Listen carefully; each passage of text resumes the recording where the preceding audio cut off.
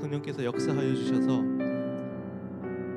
여러분들을 변화시켜 주시고 마음을 변화시켜 주셔서 죄를 사랑했다면 죄를 미워하게 하시고 하나님을 미워하는 마음이 하나님을 사랑하는 마음으로 변화되게 해주세요. 이렇게 기도했으면 좋겠어요. 그게 회개예요. 회개는 찝찝하고 죄책감을 가지고 이렇게 해서 회개하는 게 아니라 내가 하나님을 정말 사랑하고 싶어하는 그 마음이 회개를 하게 만드는 거예요. 하나님을 만나고 싶은 마음, 하나님과 깊이 교제하고 싶은 마음, 그 마음을 달라고 이 시간 가운데 하나님 회개하는 마음을 달라고, 하나님을 사랑하는 마음을 달라고, 죄를 미워하는 마음을 달라고 이 시간 간절한 마음으로 기도하며 나아가시겠습니다.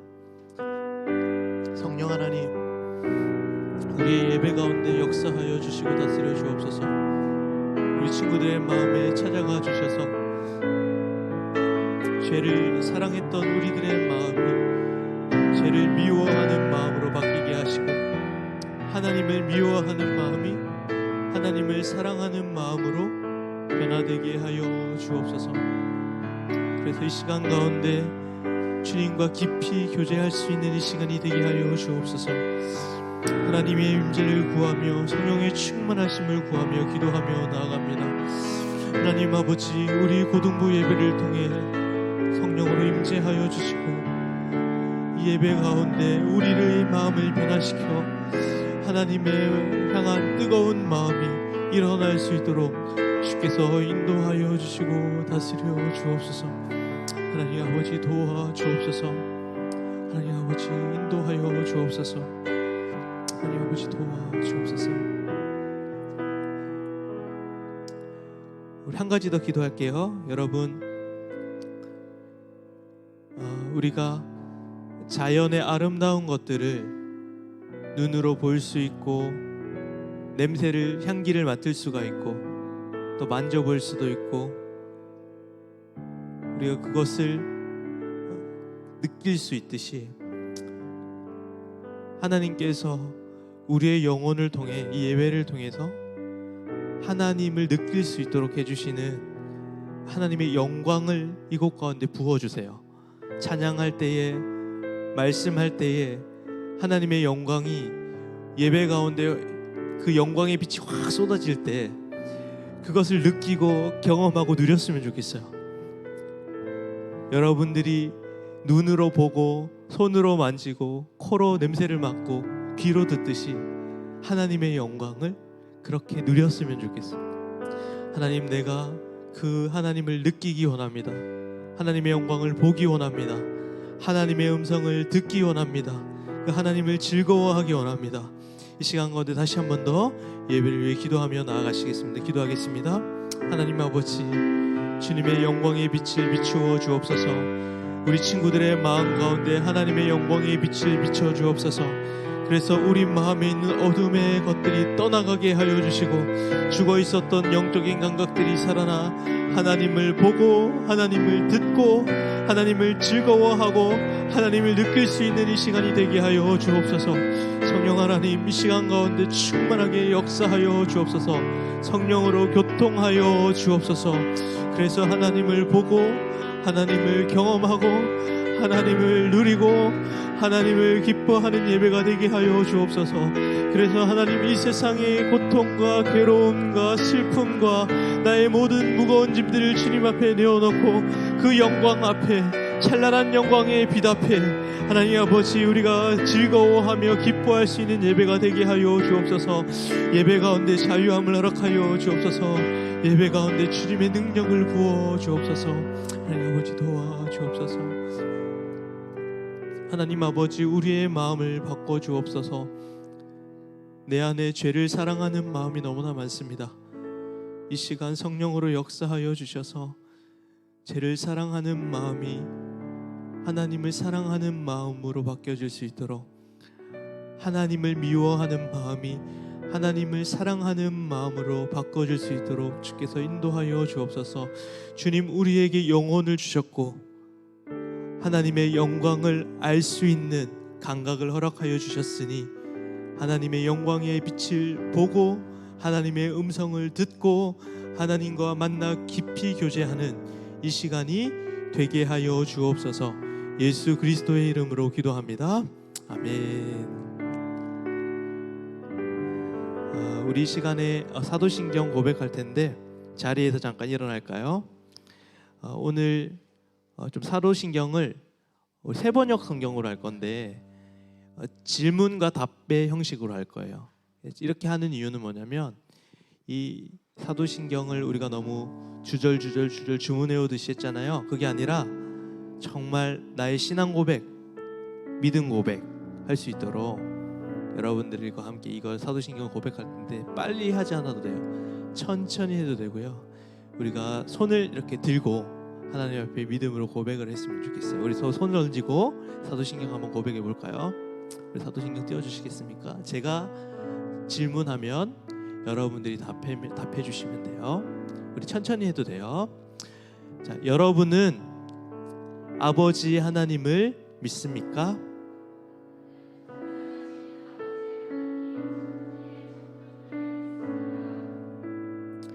여러분은 하나님의 아들이시오 우리 주님 예수 그리스도를 믿습니까?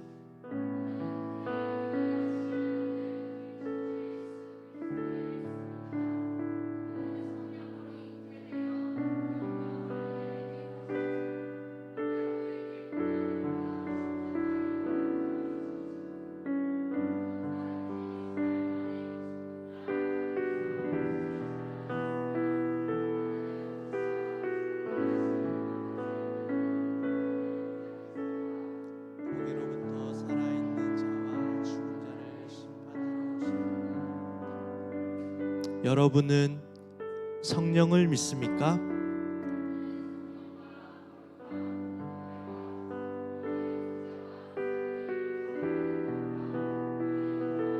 영생을 믿습니다. 아멘. 우리 함께 살아계신 하나님 앞에 찬양하며 나아가시겠습니다.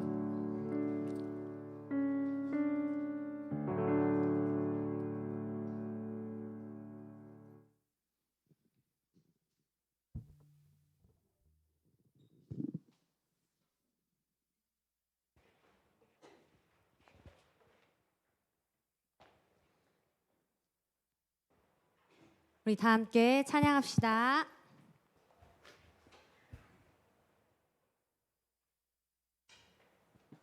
네, 준비가 좀 필요하대요, 여러분. 환영합니다. 오늘도 우리 기쁨으로 같이 뛰놀았으면 좋겠어요. 저는 인도자라고 생각 안 하고 항상 여러분들이 인도자라고 생각하고 일을 하기 때문에 오늘도 잘 부탁드립니다.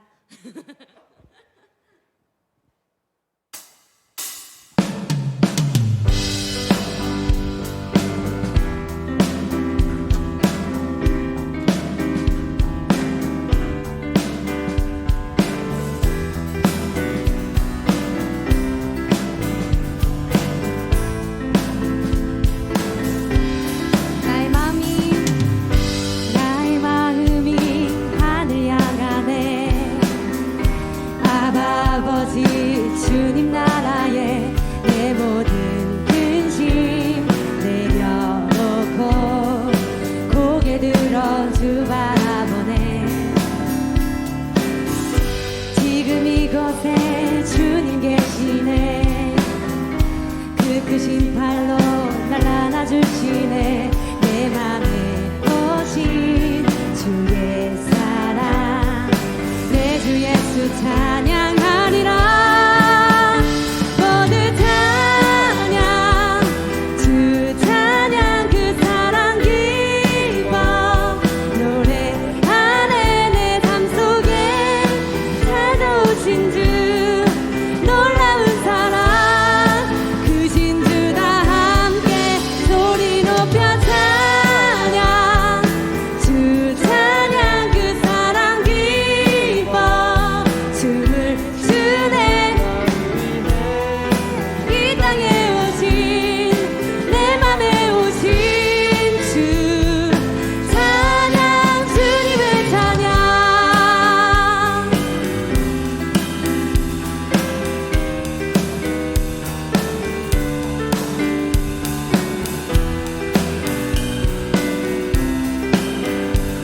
우리 가사 묵상하시면서 한 번 더 고백합시다. 나의 마음이 하늘 향하네. 아버지 주님 말 안에 내 모든 근심 내려놓고 고개 들어 주 바라보네. 지금 이곳에 주님 계시네. 그 크신 팔로 날 안아주시네. 내 맘에 오신 주의 사랑 내 주 예수 찬양하리라. 주를 찬양 그 사랑 기뻐 내 삶 속에 찾아오신 주 놀라운 사랑 그 진주다 함께 소리 높여 찬양 그 사랑 기뻐 나를 위해 이 땅에 오신 내 맘에 오신 주 찬양 모두 찬양 그 사랑 기뻐 내 삶 속에 찾아오신 주 놀라운 사랑 그 진주다 함께 소리 높여 찬양 찬양 그 사랑 기뻐 주를 주네.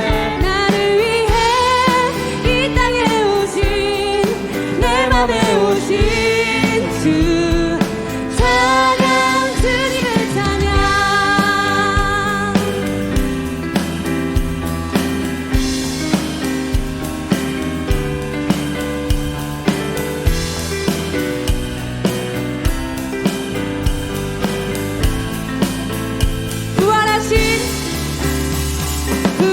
부활하신 승리의 주 삶을 다스리시는 주 그 이름 높여드리리. 예수 승리의 부활하신 승리의 주 삶을 다스리시는 주 그 이름 높여드리리. 예수 승리의 주.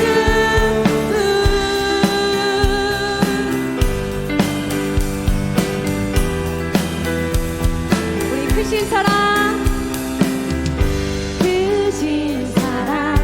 온 땅 찬양해 온 땅 찬양해.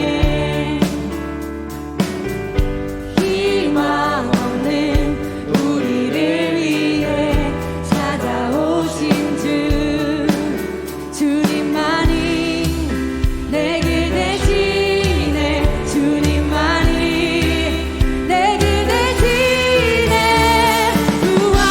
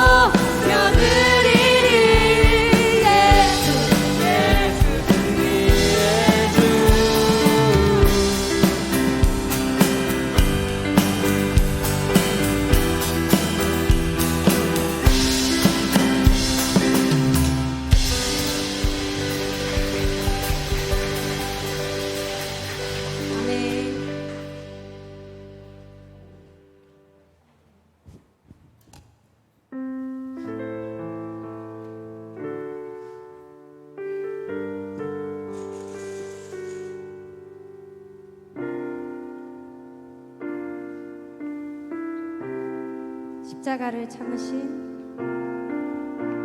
십자가를 참으신 어린 양 예수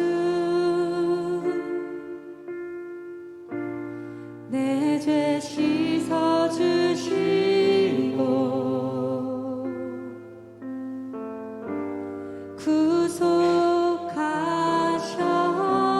구속하셨네 어둠을 물리치신 세상의 빛 예수 영광의 빛 비추사 자유케 하시네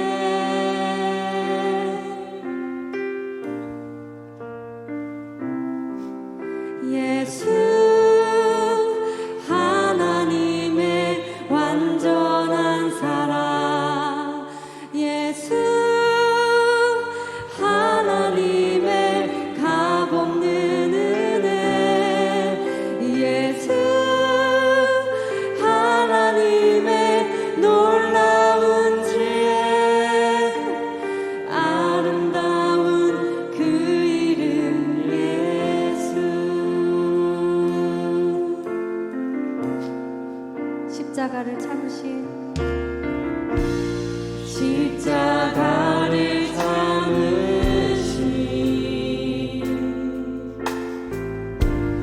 어린 양 예수 내 죄 씻어주시고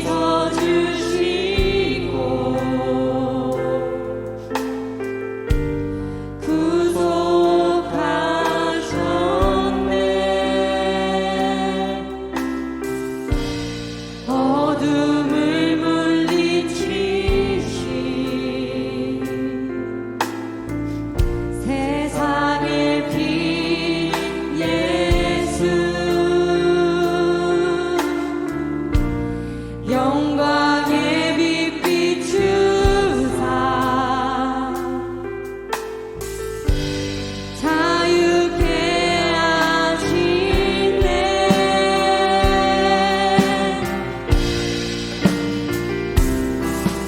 예수 하나님의 완전한 사랑 예수 하나님의 값없는 은혜 예수 하나님의 놀라운 지혜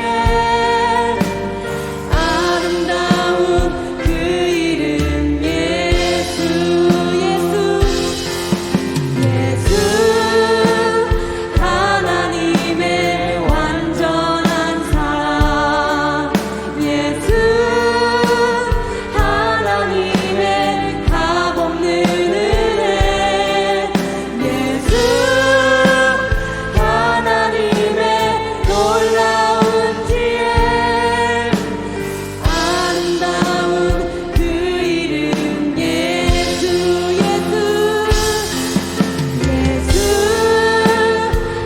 하나님의 완전한 사랑 예수 하나님의 값없는 은혜 예수 하나님의 놀라운 지혜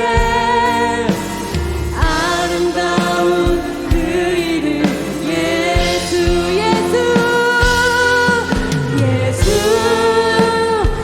하나님의 완전한 사랑 예수 하나님의 값없는 은혜 예수 하나님의 놀라운 지혜 아름다운 그 이름 예수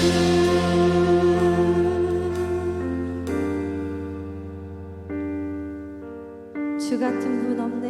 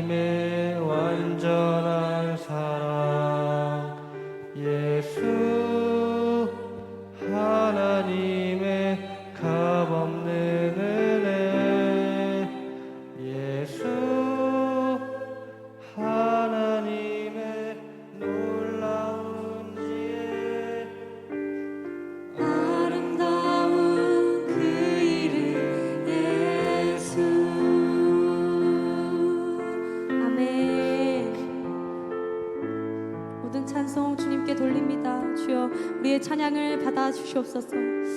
이 시간 우리 함께 기도하며 나아갑시다. 우리가 고백한 찬양처럼 예수 그분이 우리 삶의 놀라운 지혜이시고 완전한 사랑이심을 이 시간 선포합니다. 우리 각자의 삶 속에서 해결되지 않는 문제, 그리고 하나님 아버지 앞에 정정긍긍하는 것들, 그 모든 것들 우리 주님께 올려드리기 원합니다. 그리고 놀라운 그 지혜, 우리의 삶을 넓게 바라보시는 그 하나님 아버지 앞에 우리 그분의 인도하심을 따라 나아갔으면 좋겠습니다.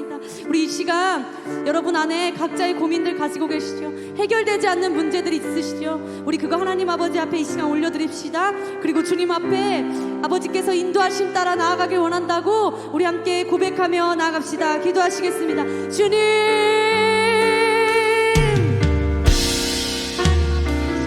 앞에 아버지 기도합니다. 하나님 아버지, 그렇습니다. 우리는 아버지 우리의 한 걸음도 예측할 수 없는 것이 아버지 우리의 삶이는 시간 고백합니다. 주여, 하나님 아버지, 그 가운데 우리 삶에 해결되지 않는 문제들 얼마나 많은지 모릅니다. 아버지, 그런데 하나님 아버지 말씀을 통해서, 찬양을 통해서 우리에게 계속해서 말씀하십니다. 내가 지혜이고 내가 곧 아버지 사랑이시고 길이시고 생명이라고 말씀하십니다. 하나님, 우리 그 가운데로 나아가길 원합니다. 아버지, 세상이 주는 아버지 방법이 아니라 하나님 그 말씀 따라 나아가길 원합니다. 하나님, 우리의 문제들 주님 앞에 가지고 나아가오니 주여 말씀하여 주시옵시고, 하나님 이 시간 주여 우리 아이들 하나님 아버지 만나 주시옵소서. 인도하신 주님을 기대하며 나아갑니다. 아버지 주여,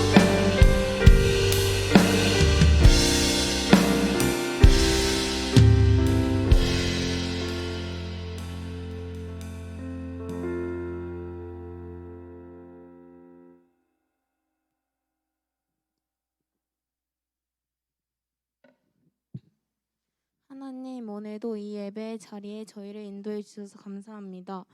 벌써 10월도 거의 끝나가고 11월이 다가오고 있습니다. 그러면서 수능도 얼마 남지 않았습니다. 지금 면접과 수능을 준비하는 고3 언니 오빠들에게 이 시기를 이겨낼 수 있는 큰 힘을 주시고 하나님께서 항상 함께해 주세요. 또 바쁜 일상 속에서도 이 자리에 나온 선생님들과 친구들에게도 은혜 베풀어 주세요. 이 자리의 모든 친구들에게도 그들의 삶 안에서 하나님께서 항상 함께해 주세요. 날씨가 점점 추워지고 있습니다. 선생님들과 학생들의 건강 지켜주시고 아프지 않도록 도와주세요. 오늘 말씀 전해주시는 목사님께 은혜 주시고 말씀 듣는 친구들과 선생님에게도 듣는 귀를 주셔서 하나님의 목소리를 듣게 해주시고 마음을 열어 하나님과 함께 할 수 있도록 도와주세요. 오늘 듣는 말씀을 마음에 새기고 살아갈 수 있도록 해주세요.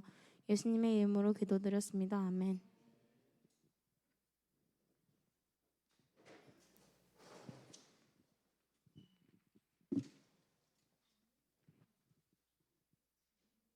자, 오늘 하나님의 말씀은 사무엘하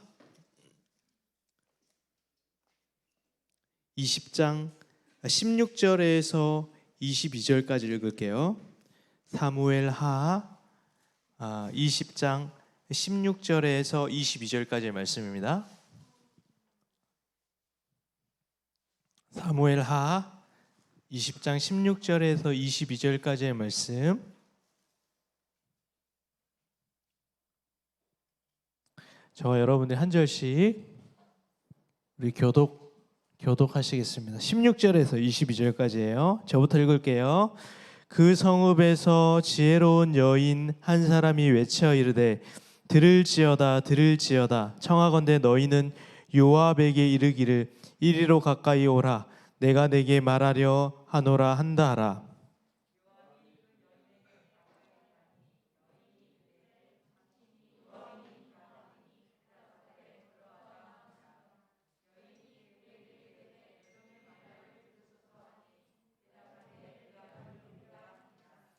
여인이 말하여 이르되 옛사람들이 흔히 말하기를 아벨에게 가서 물을 것이라 하고 그 일을 끝내었나이다.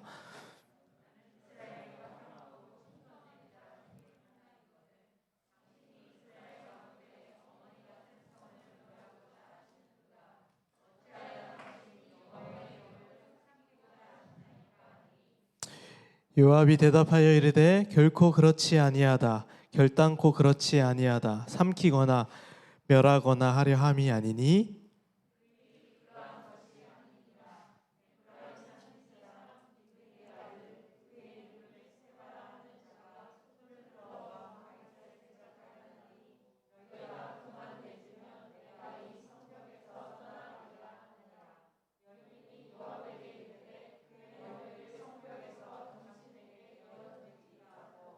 함께 읽을까요? 이에 여인이 그의 지혜를 가지고 모든 백성에게 나아가매 그들이 비그리의 아들 세바의 머리를 베어 요압에게 던진지라. 이에 요압이 나팔을 불매 무리가 흩어져 성읍에서 물러나 각기 장막으로 돌아가고 요압은 예루살렘으로 돌아와 왕에게 나아가니라. 아멘. 우리 기도하겠습니다. 이 시간 살아계신 성령님, 하나님의 말씀을 통하여 우리가 말씀을 읽어내는 것이 아니라 성령께서 우리를 읽어내어 주옵소서. 그래서 하나님과 깊이 교제하고 하나님의 마음과 또 복음 안에 나타난 하나님의 영광을 누리며 다시금 우리의 인생이 하나님의 속하여 있음을 고백할 수 있는 우리 친구들이 되게 하여 주옵소서. 예수 그리스도의 이름으로 기도합니다. 아멘. 오늘 사무엘 20장인데요. 이 지난번보다 스토리가 더 복잡한 것 같아요. 그래서 오늘도 병맛 PPT를 준비했어요. 그래서 제가 스토리를 좀 설명을 해줄게요. 병맛 비웃지 마세요. 자, 오늘 증정인물에 대해서 여러분들과 함께 나누고자 합니다. 자, 오늘은 이제 네 인물이 등장을 하는데요. 왼쪽에 이제 약간 무섭게 생긴 친구가 요압이에요. 요압이고 거기 새 한 마리 있잖아요. 그게 비새예요. 그래서 비가 새, 그래서 비새예요.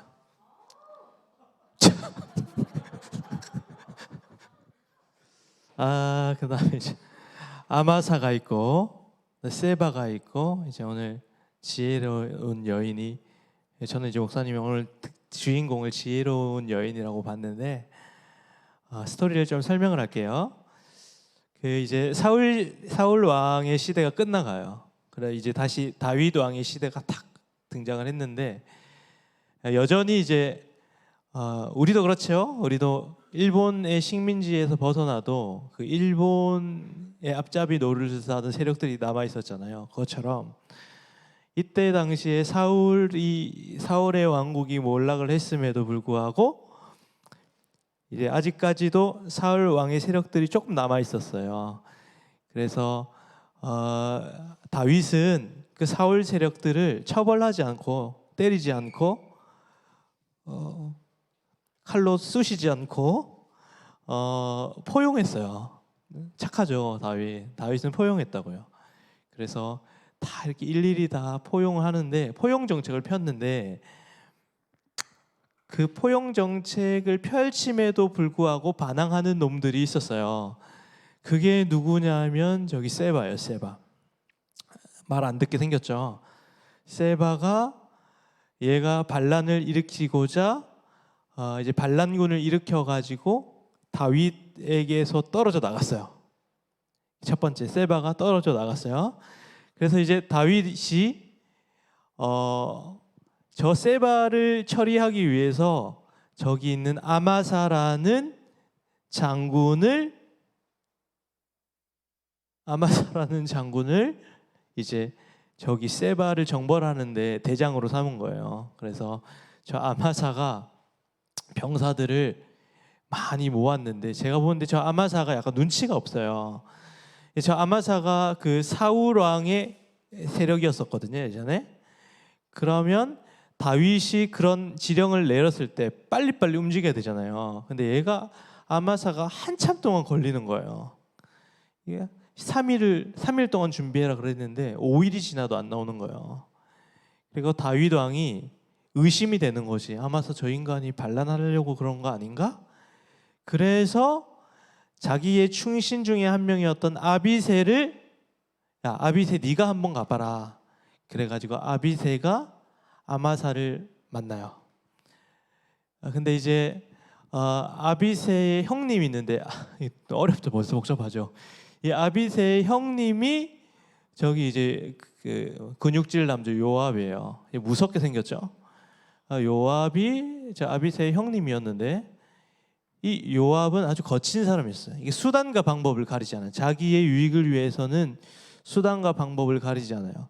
그래서 요압이 저 아마사를 죽여버려야겠다. 저 인간은 놔두면 후환이 된다. 그래서 아마사의 배를 갈랐어요. 그래서 아마사의 창자가 쏟아져 나왔다라는 장면이 오늘 장면이에요. 그리고 원래는 아마사가 세바를 쫓아가려 그랬는데 그 역할을 이제 요압이 하게 됐어요. 그래서 요압이 세바를 쫓아갔는데 세바가 저기 지혜로운 여인 보이죠? 저 성이 있는데 저 성으로 숨었어요. 그랬는데 저 지혜로운 여인이 요압과 그 협상을 해가지고 세바를 목을 잘라서 던졌어요. 그래서 세바가 저 머리만 있어요. 그 스토리가 좀 이해가 됐나요? 복잡하죠. 설명해줘도 복잡해. 나도 내가 하면서 복잡해. 그래, 오늘 핵심 인물은 누구냐면 목사님 3가지 포인트를 준비했는데 첫 번째는 요압이라는 사람, 두 번째는 다윗이라는 사람, 세 번째는 지혜로운 여인의 길. 그래서 이 3사람을 포인트로 여러분들에게 설교를 할 거예요. 일단은 아까 요압은 아까 그 근육질 남자였죠. 저 요압은 생긴 것처럼 수단과 방법을 가리지 않는 직진남이에요. 그래서 수단과 방법을 가리지 않고 자기가 원하는 대로 다 해야 되는 사람이에요. 그래서 무조건 전진 앞으로요. 성공을 위해서 달려가는 사람이에요. 그 다음에 다윗은 왔다 갔다 하는 사람이에요. 선한 길로 갔다가 그러고 다윗의 길로 가는 거예요. 근데 지혜로운 여인의 길은 굽이굽이 흐르는 것 같지만 그 가운데 생명의 풍성함이 있는 길이에요. 결론은 뭐예요? 지혜의 길로 가자 이거예요. 그래서 저 여러분들에게 그 지혜의 길로 가자는 이 설교를 여러분들과 함께 나눌 텐데 먼저 요압의 길을 한번 살펴볼게요. 요압은 이게 그 다윗의 평생 동반자예요. 다윗의 평생 동반자인데 이 좀 뭐랄까요? 굉장히 이제 같은 편인데도 불구하고 불편한 사람이에요. 왜 불편하냐면 제가 요압에 대해서 좀 설명을 해드릴게요. 이 요압은 우리야 알죠? 우리야 밧세바의 남편인 우리야 충신인 우리야를 죽였을 때 행동 대장이었어요. 그럴 땐 다윗이 죄를 지었을 때는 가장 빠르게 움직이는 사람이 요압이었죠. 딱 눈치껏 다윗 왕이 이걸 원하는구나. 바바박 행동 대장이에요. 바로 죽여. 우리야를 앞세우고 그 병력을 다 빼가지고 우리야를 죽게 만드는 1등 공신이에요. 두 번째, 사울의 장군 중에 너무 인물이 많이 나오나? 아브넬 장군이라고 있었어요. 근데 이 장군이 사울 왕국의 그 장군이었는데 그 다윗 왕과 둘이 손을 잡았어요. 그래서 이제 사울 왕을 쫓아내려고 했는데 갑자기 저 요압이 등장을 해가지고 아브넬 장군을 죽여버렸어요. 자기 동생을 죽였다고. 그래서 혈기왕성하게 아브넬 장군을 죽여버렸어요. 그리고 세 번째, 이게 좀 끔찍한 일인데 다윗 왕이 압살롬 왕이 반란을 일으켰어도 다윗 왕이 뭐라고 얘기하냐면 그래도 우리 아들 잡으면 우리 아들 좀 살려달라 그랬어요. 그런데 그 요압이 그 압살롬이 나무에 대롱대롱 매달려 있는데 칼을 휘둘려서 압살롬 왕자를 죽여버려요. 압살롬을 살려주면 안 됩니다. 나라를 위해서 그러면 안 됩니다. 그래서 압살롬 왕을 죽여버려요. 그리고 네 번째, 저번 주에 생각나죠? 압살롬 그림, 압살롬 머리가 숱이 맞는 압살롬을 죽이고, 아마사, 그리고 아마사도 다윗 왕이 세웠어요. 그죠? 다윗 왕이 세웠는데 그 아마사도 요압이 죽여버려요. 아마사는 사울 세력이었다 이거예요. 그래서 요압은 직진남이에요. 근데 요압은 항상 이제 수단과 방법을 가리지 않고 자기가 어떤 자기의 이익과 자기의 유익을 위해서는 어떤 일도 마다 않는 사람, 굉장히 어떻게 보면 실용적인 사람이고 현실적인 사람이죠. 그런데 다윗 왕의 말을 안 들어요. 여러분들, 저 요압 같은 사람이 사실은 우리가 살아가는 이 시대에는 굉장히 성공한 사람일 가능성이 커요. 물불 가리지 않고 수단과 방법을 가리지 않고 성공의 앞을 달려가는 사람, 이게 요압의 모습이에요. 근데 돌이켜 보면은 우리가 요압인 것 같다는 생각을 해요. 여러분들이 입시를 위해 수단과 방법을 가리지 않고 대학 합격을 위해 수단과 방법을 가리지 않고 앞을 달려가는 그 모습이 요압과 같은 모습일 수 있어요. 그렇죠? 그런데 우리는 알죠. 이 요압의 길을 걸어가면 안 된다. 중요한 것은 아무리 빨라도 속도가 중요한 것이 아니에요. 신앙생활에 있어서는 방향이 더 중요한 것이죠. 근데 요압은 앞으로 막 달려갔어요. 그래서 우리야 죽이고 아브넬 죽이고 압살롬 죽이고 아마샤 죽이고 4명을 죽였어요. 연달아 죽이면서 요압이 이제 앞으로 돌진 앞으로 가는 요압의 길이 있는 거죠. 우리의 인생에서도 내가 주인이 되고 내가 내 인생의 왕이고 내가 내 인생의 주도권을 가지면 요압처럼 될 수 있어요. 그래서 왕의 뜻, 우리 진짜 왕이신 하나님의 뜻도 상관없고 그저 내가 갈 길을 간다. 입시 때는 신앙을 버리자. 그리고 공부를 위해서는 나머지는 다 버려라. 오직 공부만이 최고다 하는 게 요압의 길이에요. 그 길을 걸어가면 안 된다 이 말이에요. 요압은 그 길을 걸어갔다. 첫 번째 요압의 길이에요. 두 번째는 다윗이라는 사람이 있어요. 여러분들이 생각하는 다윗의 이미지는 굉장히 존경할 만하고 닮고 싶은 인물이죠. 다윗은 예술가였어요.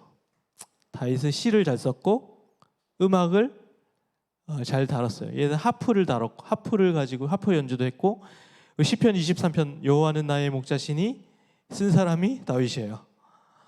시도 잘 쓰고 예술가의 그런 감각들을 가지고 있는 사람이 다윗이었고 다윗은 성경에 보면 굉장히 잘생긴 외모를 가지고 있었다고 말해요. 그래서 아주 그 이태리에 가면 다비드상이라고 있잖아요.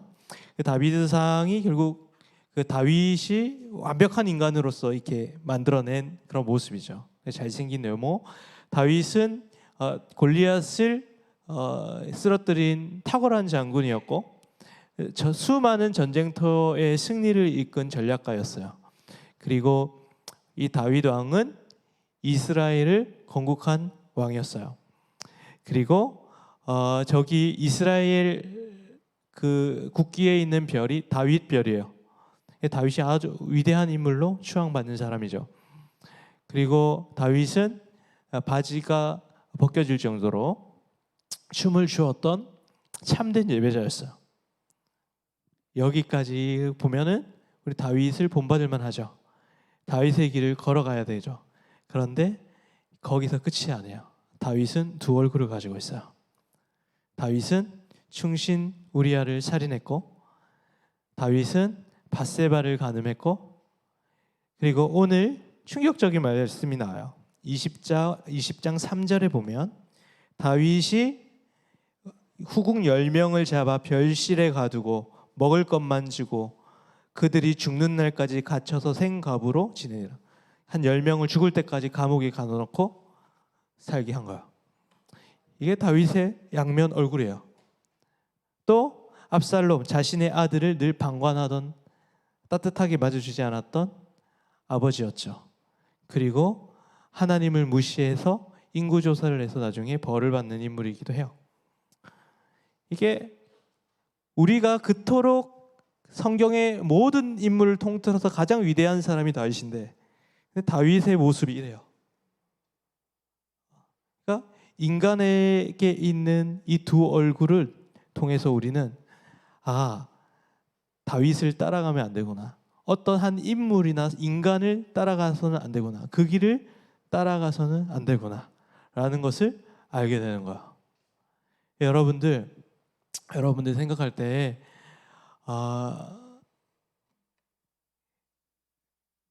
항상 성경을 바라볼 때 여러분들이 항상 그 생각하죠. 그 어떤 한 인물을 닮아야겠다라는 생각을 많이 하는데 여러분들 그것은 올바른 태도가 아니에요. 물론 본받을 점이 있겠지만 우리는 더 나아가야 돼요. 왜냐하면은 인간은 결국에는 죄인이고 인간은 완전할 수 없어요. 인간에게는 두 얼굴이 있는 거예요. 이 성경의 모든 인물들, 모세, 다윗, 아브라함, 야곱, 베드로, 바울, 어떤 한 사람도 깨끗한 사람이 없어요. 다 죄인이에요. 엄청난 죄를 짓고 살아가거든요. 그러니까 성경을 읽을 때 우리는 어떤 한 인물에 집중하면 안 돼요. 한 인간에 집중하면 안 되는 거예요. 저 인간의 길을 우리가 모델로 삼을 수는 없어요. 그래서 오늘 그러면 도대체 어떤 길을 걸어야 됩니까? 라고 했을 때 그 해답이 오늘 말씀에 나오는데 이 말씀이 목사님은 너무너무 은혜가 되는 말씀이에요. 오늘 읽었던 16절부터 22절까지에 등장하는 지혜로운 한 여인이 등장을 해요. 이름도 없고 어디서 왔는지도 모르고 갑자기 생뚱맞게 이 여인이 등장을 하는데 해답은 이 지혜로운 여인에 있는 거예요. 알겠죠? 이 지혜로운 여인이 20장 16절 한번 읽어볼게요. 시작. 그 성읍에서 지혜로운 한 여인이 외쳐 이르되 들을지어다. 그 다음에 22절 시작. 여인이 지혜를 가지고 모든 백성에게 나아가매. 이게 쭉쭉쭉 나오거든요. 좀 간추려서 얘기를 한 거예요. 한 지혜로운 한 여인, 생뚱맞게 갑자기 한 여인이 등장을 해요. 그 성읍을 대표하는 한 여인, 그 한 여인이 갑자기 내 말을 들을지어다 들을지어다 성읍에서 막 외치면서 나와요. 미친 여자처럼 들을지어다 들을지어다. 그리고 그 여인이 갑자기 그 모든 성읍의 백성의 대표래요. 그래서 갑자기 자기가 이 문제 해결을 하려고 달려들었어요. 지금 상황은 아비새와 요압이 세바를 잡으러 성 앞에 왔어요. 그래서 갑자기 이 성읍의 백성들은 깜짝 놀란 거예요. 저 요압이 갑자기 왜 저기 앞에 나타났지? 우리를 공격하러 왔나? 싶어가지고 대표인 이 한 여인을 대표로 보냈어요. 그래서 이 한 여인이 요압과 이렇게 그 협상을 하는 장면이 나와요. 그래서 그 협상을 통해서 이 여인이 결국 세바를 죽여서 세바를 이렇게 시체를 던져가지고 그 모든 것들을 해결하거든요. 문제를. 도대체 이 한 여인을 왜 생뚱맞게 나와서 이러는 거예요. 이게 여러분들과 오늘 나눌 포인트예요. 이 지혜로운 여인이라는 의미는 이게 굉장히 성경이 아주 탁월한 책이에요. 여러분 성경 무시할 게 못 되는 게 성경이 사본이 가장 많아요. 모든 고전 중에 성경이 사본이 가장 많아요. 그건 무슨 말이냐면 이 성경이 가장 원본이 확실하다는 얘기예요. 사본이 많을수록 그 원본이 정확하다는 얘기거든요. 뭐 길가메시 서사시, 뭐 함무라비 법전 이렇게 수많은 고전들이 있는데 그 전 세계의 고전 중에 가장 많은 사본을 가지고 있는 게 성경이고 그 성경에 오차 범위가 거의 없어요. 그 말은 역사성이 있다라는 거예요. 성경은 실제다라는 거예요. 둘째로 성경은 수천 년 동안에 특별히 종교적이기 때문에 책이 수많은 사람들의 공격을 받았어요. 근데 여러분 그 책이 그 의미도 없고 별로 이렇게 참고가 교훈이 안 되면 다 없어져요. 그런데 성경은 끝까지 그 수많은 공격 속에서 살아남았어요. 변증하고 변호하고. 그래서 성경은 탁월한 책이거든요. 오늘의 성경이 탁월한 한 지점을 여러분들에게 알려줄게요. 아직 넘어가면 안 돼요. 네. 그 지혜로운 한 여인인데 성경의 그 구약 시대에 쓰여진 그 문학성, 이 문학적으로 보면요, 이게 뭐냐면 구약 시대에는 이 지혜를 항상 여인이라고 말하고 이 지혜를 한 의인이라 사람으로 표현해요. 이 의인화죠, 의인화. 국어 시간에 의인화 나오잖아요, 의인화. 우리 그 의인화 나오죠, 어느 시간에? 이 의인화해서 나와요. 그렇기 때문에 그러면 지혜로운 한 여인이 지금 사실은 여기서 보면 굉장히 문학적인 방법을 쓴 거예요, 의도적으로. 그럼 이 지혜로운 한 여인은 무엇을 의미하는가? 이거를 잠언에 가면은 아주 명확하게 설명이 되어 있어요. 그 지혜는 무엇인가? 지혜에 대해서 설명하는데 다음 사진 보면은 잠언 1장, 8장, 9장에서 그 지혜로운 여인에 대한 해석이 달려요. 자, 오늘 그 지혜로운 한 여인이 성문에서 소리를 막 지금 미친 여자처럼 소리를 지른다 그랬죠? 정확하게 잠언 1장에 보면 지혜가 성문 어귀와 성중에서 소리를 바란다. 이게 1장에서 계속 나오고 8장에서도 계속 나와요. 근데 8장에서는 더 나가요. 그런데 그 지혜가 뭐냐? 그 지혜는 생명을 주는 것이다. 창조하는 것이다. 빛을 주는 것이다. 간절히 찾는 자가 만나는 것이다. 그 지혜를 너희가 들어야 한다. 아까 여자가 들을지어다 계속 얘기하죠. 그게 뭐냐면 이 문학적으로 잠언에 있는 지혜로운 여인과 이 사무엘 하의 20장에 등장하는 지혜가 하나예요. 그리고 9장에 보면 대놓고 그 지혜를 지혜로운 여인이라고 표현해요. 그러면 잘 보세요. 사무엘하 20장에 등장하는 그 지혜로운 여인은 바로 하나님의 지혜를 상징적으로 표현하는 문학적인 방법이에요. 탁월한 방법을 써요. 거기서 그러니까 잘 보세요. 그 상황 가운데 잘 보세요. 다윗이라는 왕이 명령을 해서 세바를 잡으러 가고 거기에 요압이 있고 아비새가 있고 막 수많은 일들이 일어나는데 돌이켜 보면은 그 모든 상황을 오늘 사건을 주도하는 것은 누구냐면 그 지혜로운 이름 없는 한 지혜로운 여인이라는 거예요. 바로 잠언 8장에 근거한다면 하나님의 지혜가 그 모든 것을 다스려 나가고 있다 이 말이에요.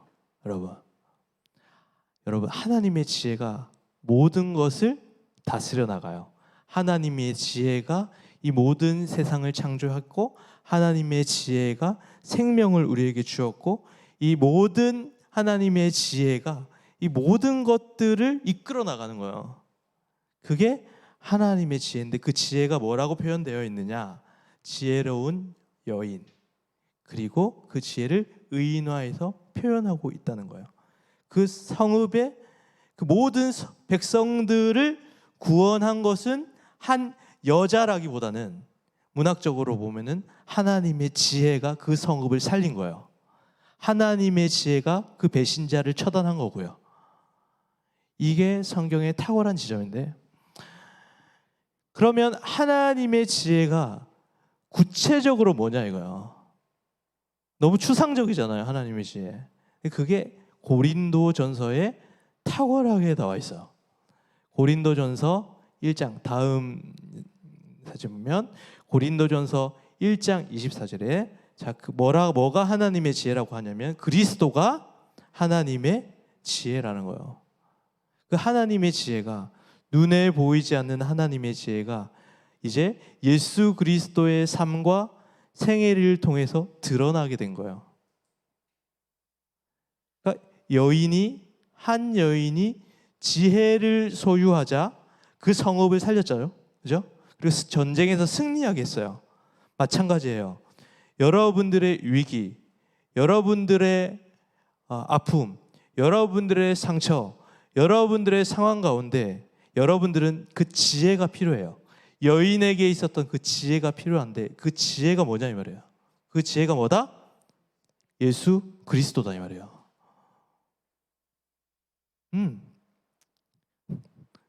이게 엄청난 놀라운 일이에요. 여러분들이 그리스도를 소유해야 된다는 거예요. 이게 노력한다는 게 아니에요. 이 말은 무슨 말이냐면 여러분들이 예수 그리스도를 소유해야 돼요. 그리고 예수 그리스도와 교제해야 돼요. 예수 그리스도를 사랑해야 돼요. 예수 그리스도를 의지해야 돼요. 그게 여러분들이 지혜를 소유하는 방법이다 이 말이에요. 여러분들이 그 지혜 그리스도를 소유하면 어떤 일이 일어나냐면 고린도전서 1장 24절 하반부에 쭉 나와요. 다음 함께 읽어보겠습니다. 시작. 하나님의 어리석음이 사람보다 지혜롭고 하나님의 약하심이 사람보다 강하니라. 육체를 따라 지혜로운 자가 많지 않으며 능한 자가 많지 않으며 문벌 좋은 자가 많지 않으. 잘 보세요. 그리스도를 소유한 사람이 아무리 어리석어도 그리스도를 소유하지 않고 엄청나게 똑똑한 사람보다 훨씬 지혜롭다 이 말이에요. 아멘이세요? 잘 보세요. 그리스도를 소유한 약한 사람이 그리스도 없이 강한 사람보다 훨씬 강하다. 그리고 보세요. 학벌 좋은 자, 그죠? 여러분, 그리스도를 소유하고 학벌이 좋지 않은 자가 그리스도를 소유하지 않고 학벌이 좋은 사람보다 훨씬 낫다. 이 말이에요. 이거 동의하시나요? 성경이 지금 그렇게 얘기하고 있는 거예요. 그러나 하나님께서 볼까요? 시작. 그러나 하나님께서 세상에 미련한 것들을 택하사 지혜 있는 자들을 부끄럽게 하시려고 계속 택하사 강한 것들을 부끄럽게 하려 하시며 하나님께서 천한 것과 멸시받는 것들과 없는 것들을 택하사 있는 것들을 폐하려 하시나니. 여러분들, 예수를 소유한다는 것은 여러분들에게 엄청난 의미가 있는 거예요. 여러분들이 아무리 천한 사람이라도 아무리 내 인생이 멸시받는 것처럼 보여도 내가 가진 것이 아무것도 없다고 할지라도 그 지혜로운 한 여인이 지혜를 얻어 그 모든 것들을 해결한 것처럼 여러분들이 그리스도를 소유할 때 여러분들은 모든 상황 가운데 모든 환경 가운데서도 그 모든 상황들을 이겨나갈 수 있는 힘을 하나님께서 주신다는 거예요. 입시? 마찬가지예요. 여러분들이 성읍이 입시죠. 그렇지 않나요? 여러분들 예수 그리스도를 소유하고 예수 그리스도와 교제하세요. 그게 예수 그리스도 없이 입시만 하는 사람보다 훨씬 지혜로운 거예요. 믿으십니까, 여러분? 여러분들 매 순간 가운데 공부할 때마다 예수 그리스도와 교제하시고 동행하십시오. 그게 하나님의 지혜를 얻는 방법입니다. 여러분들이 이 사실을 알고 날마다 예수 그리스도와 교제하고 누릴 수 있는 여러분들의 삶이 되기를 소망합니다. 지혜를 얻는 방법은 노력으로 되는 것이 아니에요. 지혜를 얻는 방법은 예수 그리스도를 누림에 있어요. 예수 그리스도와 교제함에 있다고요. 이런 것들 여러분들이 잊지 마시고 살아가셨으면 좋겠습니다. 그래서 결론은 이것입니다. 요압의 길, 늘 자기가 온통 기준이고 자기밖에 모르는 직진인 요압의 길을 걸어가지 말고, 그리고 다윗의 길처럼 사람의 길을 의지하지 말고 여러분 지혜의 길을 걸어가시길 바랍니다. 그 지혜의 길이 뭐죠? 지혜의 길이 예수와 교제하고 예수를 누리고 예수를 의지하는 길이에요. 여러분들이 예수를 붙들고 살아갈 때 때로는 너무 더딜 수 있어요. 너무 천천히 흘러갈 수도 있어요. 그런데 저기 강물처럼 천천히 흘러가는 그곳에 풍성한 생명이 있을 거예요. 이게 하나님의 지혜예요. 요압의 길을 보세요. 아무리 빠른 길에도 저기에는 황폐함과 메마름밖에 없어요. 입시를 향해 무작정 달려가는 친구들의 길은 저 요압의 길과 같아요. 그들의 삶은 온통 황폐함이 있을 것이고 허무함이 있을 것이고 그들에게는 온통 마음속에 결핍이 투성일 거예요. 그러나 미련하고 멸시받고 천대받고 가진 것이 없고 미련해 보이고 문벌이 좋지 않고 가진 지식이 없고 능력이 없고 손가락질 당하고 실수하고 넘어질지라도 그 길을 예수와 함께 걷고 예수와 교제하고 예수를 누리는 삶이 지혜의 길이라고 성경은 분명히 이야기하고 있어요. 여러분, 하나님의 어리석음이 가장 탁월한 사람의 지혜보다 훨씬 높고 위대하다라는 사실을 믿음으로 고백하고 여러분들의 삶을 걸어가시는 여러분들의 인생이 되기를 소망합니다. 우리 함께 찬양하겠습니다.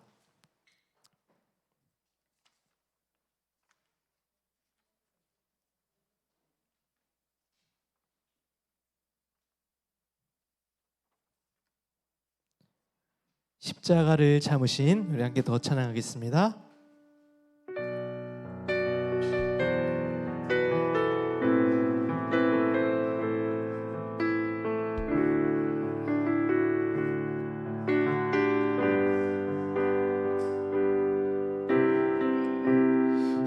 십자가를 참으신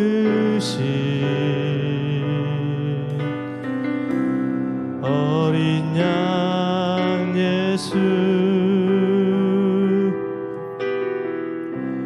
내 죄 씻어주시고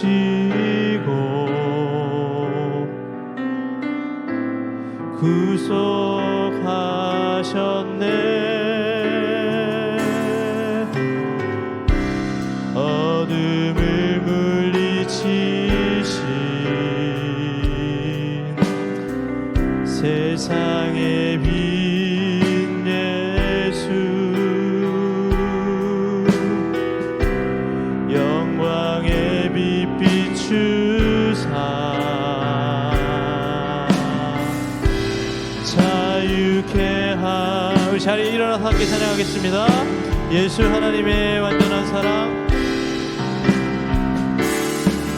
예수 하나님의 완전한 사랑, 예수 하나님의 값없는 은혜, 예수 하나님의 놀라운 지혜, 아름다운 그 이름 예수 하나님의 완전한 사랑, 예수 하나님의 완전한 사랑, 예수 하나님의 은혜, 예수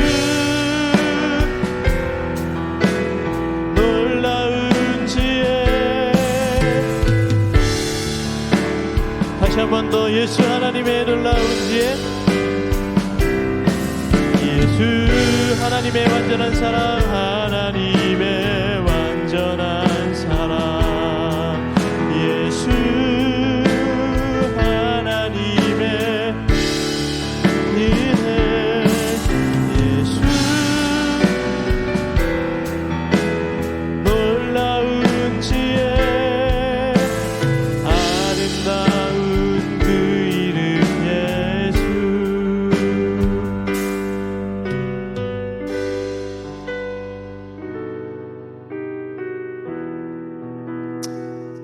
요압의 길은 직선입니다. 자기밖에 모르고 그 길에는 지혜가 있는 것처럼 보여도 지혜가 없고 강한 것 같지만 약한 것이 요압의 길입니다. 두 번째 길은 다윗의 길입니다. 그의 길은 선한 길인 것 같습니다. 그러나 다윗도 결국에는 실수하고 범죄합니다. 우리는 요압의 길을, 다윗의 길을 걸어가면 안 됩니다. 요압은, 다윗은 우리의 롤모델이 아닙니다. 오늘 본문을 통해 우리의 롤모델은 그 지혜로운 여인임을 보게 됩니다. 그 지혜로운 여인의 지혜는 그리고 잠언을 통해 또 고린도전서를 통해 그것이 그리스도임을 보여줍니다. 여러분, 그리스도를 소유할 때, 그리스도를 의지할 때, 그리스도와 교제할 때 여러분들에게는 하나님의 능력이 있고 하나님의 강함이 있고 하나님의 지혜가 생겨납니다. 이 시간 가운데 하나님, 내가 요압의 길을 걸어가진 않았는지 다윗의 길을 걸어가진 않았는지 내 스스로를 돌아보면서 하나님, 내가 그리스도를 의지하고 날마다 그리스도와 교제하는 하나님의 지혜를 갖는 우리의 인생이 되게 하여 주옵소서. 이 시간 간절한 마음으로 기도하며 주님 앞에 나아갑니다. 하나님 아버지 감사합니다. 이 시간 가운데 주님 앞에 나아가 하나님의 지혜를 갖기를 원합니다. 주님 인도하여 주시고 다스려 주옵소서. 하나님 아버지, 십자가의 지혜를 바라보고 나아갈 수 있는 우리의 삶이 될 수 있도록 주께서 인도하여 주옵소서. 하나님 아버지 도와주옵소서. 하나님 아버지, 간절한 마음으로 주님 앞에 나가 하나님 간절한 마음으로 주님 앞에 나갈 수 있는 우리의 삶이 될 수 있도록 주께서 인도하여 주옵소서. 하나님 아버지 도와주옵소서. 하나님 우리에게 지혜를 허락하여 주옵소서. 하나님 아버지, 예수를 소유하고 예수를 누리고 예수와 함께하는 삶을 살아갈 수 있는 우리들이 되게 하여 주옵소서. 학업으로 힘들어하고 있는 우리가 성읍에 갇힌 백성들입니다. 성읍에 갇힌 백성들처럼 어떻게 해야 될지 몰라 방법이 없어 하나님 아버지 힘들어하고 있을 때 나에게 찾아온 지혜로운 여인이 바로 하나님의 지혜임을, 그리스도임을 고백하며 나아갑니다. 그래서 하나님 우리에게 지혜를 허락하여 주옵소서. 여인에게 지혜를 통하여 하나님 역사하셨던 그 하나님이 우리에게 그리스도를 통하여 하나님의 지혜를 허락하여 주시고 우리의 모든 상황과 환경 가운데 예수의 지혜를 가지고 살아갈 수 있는 우리의 삶이 될 수 있도록 주께서 인도하여 주시고 다스려 주옵소서. 하나님 아버지, 우리에게 십자가의 길을 걸어갈 수 있도록 주께서 인도하여 주옵소서. 그래서 하나님 아버지, 다시 한 번 더 우리가 요압의 길을 걸어가는 것이 아니라 다윗의 길을 걸어가는 것이 아니라 지혜의 길을 걸어갈 수 있는 우리의 인생이 되게 하여 주옵소서. 그래서 하나님 아버지, 날마다 예수와 교제하며 예수를 누리며 예수와 함께하며 살아갈 때에 하나님 아버지, 우리의 삶이 다시 한 번 더 헌신 되어질 수 있도록 주께서 인도하여 주시고 다스려 주옵소서.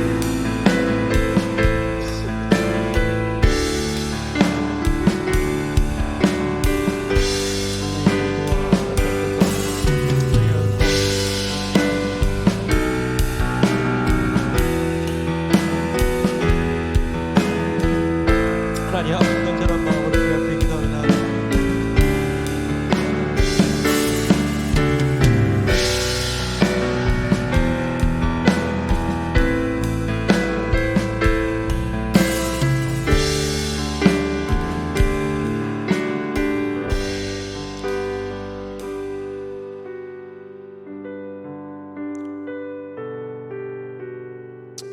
미련한 자들을 택하사 지혜 있는 자를 부끄럽게 만드는 십자가의 지혜, 약한 것들을 택하사 강한 것을 이기게 만드는 십자가의 지혜, 천한 것을 통해 멸시받는 것을 통해 없는 것들을 통해 있는 것들을 부끄럽게 하시는 그 십자가의 지혜를 바라봅니다. 오늘 말씀에 전쟁을 주도하는 것은 요압이 아니었습니다. 전쟁을 주도하는 것은 다윗도 아니었습니다. 전쟁을 주도하는 것은 한 여인, 지혜를 얻은 한 여인이었습니다. 하나님 아버지, 우리에게도 지혜를 허락하여 주옵소서. 하나님, 그리스도를 소유하게 하여 주옵소서. 그리스도를 의지하게 하여 주옵소서. 그리스도와 교제하게 하여 주옵소서. 그래서 하나님 아버지, 우리의 노력으로 살아가는 것이 아니라, 우리의 노력으로 지혜를 얻으려 하는 것이 아니라 그리스도를 사랑함으로 지혜를 얻게 하여 주옵소서. 나의 행위로 지혜를 얻게 하는 것이 아니라 그리스도와의 교제로 지혜를 얻게 되는 우리 모든 친구들이 되게 하여 주옵소서. 하나님 아버지, 수능을 앞둔 우리 친구들이 있습니다. 수능을 위해 수단과 방법을 가리지 않는 자기만 생각하는 요압의 길을 걸어가지 않게 하시고, 더디더라도 느리더라도 미련해 보일지라도 약해 보일지라도 예수 그리스도를 의지하며 예수 그리스도의 교제를 통해 그 입시를 준비하며 나아가는 우리 친구들이 되게 하여 주옵소서. 예수님을 갈망합니다. 예수님을 사랑합니다. 예수님을 의지합니다. 하나님 아버지, 복음이 내 인생을 이끌게 하여 주옵소서. 복음이 내 삶을 다스리게 하여 주옵소서. 날마다 복음 앞에 엎드려 순종하는 우리들의 삶이 되기를 원하며 이 모든 것 예수 그리스도의 이름으로 기도합니다. 아멘.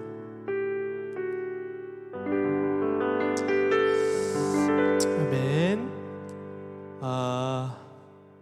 우리 시간 가운데 받은 은혜를 좀 생각하시면서 헌금을 드릴 텐데요. 좀 헌금을 우리가 너무 헌금을 헌금위원들이 빼앗아 간다라는 느낌이 있어요. 헌금을 여러분들에게 구걸하는 것도 아니고 헌금을 하나님 앞에 드리는 거잖아요. 너무 기본적인 거지만 한번 읽고 시작할까요? 1번부터 한번 읽고 우리 헌금을 드리겠습니다. 시작. 헌금은 예배 전 미리 준비해 주세요. 2번 시작. 하나님께 진심으로 사랑을 표현하세요. 3번째 시작. 나의 시간과 소유와 존재가 하나님의 것임을 고백하세요. 이 시간 헌금할 때 그렇게 고백할 수 있죠? 이 시간 찬양도 우리 신나는 찬양으로 준비했으니까 억지로 하지 말고 떠밀려서 하지 말고 마음을 다해 주셨으면 좋겠습니다. 찬양하게 천국은 마치 찬양하겠습니다. 박수 치면서 헌금할까요?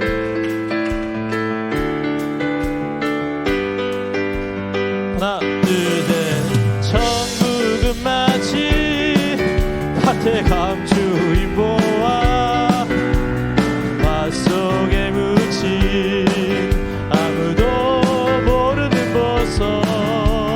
천국은 마치 밭에 감추인 보아 땅 속에 묻힌 아무도 모르는 보석이라네. 그 보석 발견한 사람은 기뻐 뛰며 집에 돌아가 집 팔고 땅 팔고 냉장고 팔아 기어이 그 밭을 사고 말 거야. 천국은 마치 밭에 감추인 보아 땅 속에 묻힌 아무도 모르는 보석. 천국은 마치 밭에 감추인 보아 땅 속에 묻힌 아무도 모르는 보석이라네. 기도하겠습니다. 하나님, 그렇습니다. 헌금은 하나님을 사랑하는 마음을 표현하는 것이고 우리의 시간과 우리의 소유와 우리의 존재가 우리의 물질의 일부를 드리면서 하나님의 것임을 고백하는 시간인데 진심으로 그렇게 고백하지 못했음을 주님 고백합니다. 하나님 아버지, 이 시간 우리가 하나님 앞에 진심으로 헌금을 드렸습니다. 이것이 우리의 고백이고 우리의 사랑의 표현이오니 주께서 기뻐 받아 주옵소서. 예수 그리스도의 이름으로 기도합니다. 아멘.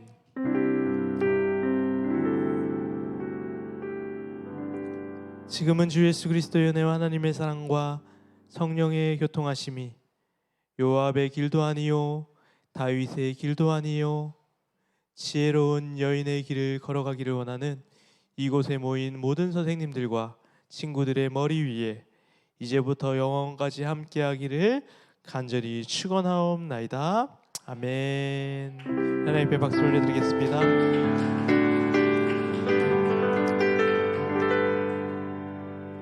여러분, 예수님이 지혜이세요. 여러분들 지혜가 부족할 때에 예수님을 의지하고 예수님을 사랑한다면 하나님께서 그 크신 지혜를 주실 거예요. 오늘도 이후 순서는 공과 모임이 있고요. 우리 은하수 기도회를 진행하고 있는데 여러분 특별히 우리 고3 친구들 오셔서 예수를 누리시고 예수와 교제하는 지혜를 얻고 돌아가셨으면 좋겠습니다. 3학년 알겠어요? 우리 은하수 기도에 많이 참석해 주시고 이후 순서는 우리 반별 모임을 진행하도록 하겠습니다. 우리 국찬양 선생님. 여러분 안녕하세요. 벌써 이제 크리스마스가 다가오고 있어요. 엄청 얼마 안 남았어요. 이번에 크리스마스 때 중고등부가 연합으로 워십을 하나 할 거거든요. 근데 그 CDTS 지금 하고 있는 친구들이 썸을 준비하면서 여러분들이 좀 같이 동참해서 더 규모를 크게 준비를 하려고 하거든요. 생각은. 그래서 CDTS 친구들은 그냥 필참인 거고 여기에 고3 친구들 중에 워십 잘하는 친구들 있죠. 한별이나 그쵸 한별아. 시간은 많고 마지막 고등부 시간들을 좀 의미 있게 보낼 수 있도록 선생님이 열심히 준비할 테니까 마음이 있는 친구들은 같이 워십에 동참했으면 좋겠어요. 아시겠죠? 네, 한별이의 지원 기다리고 있을게요.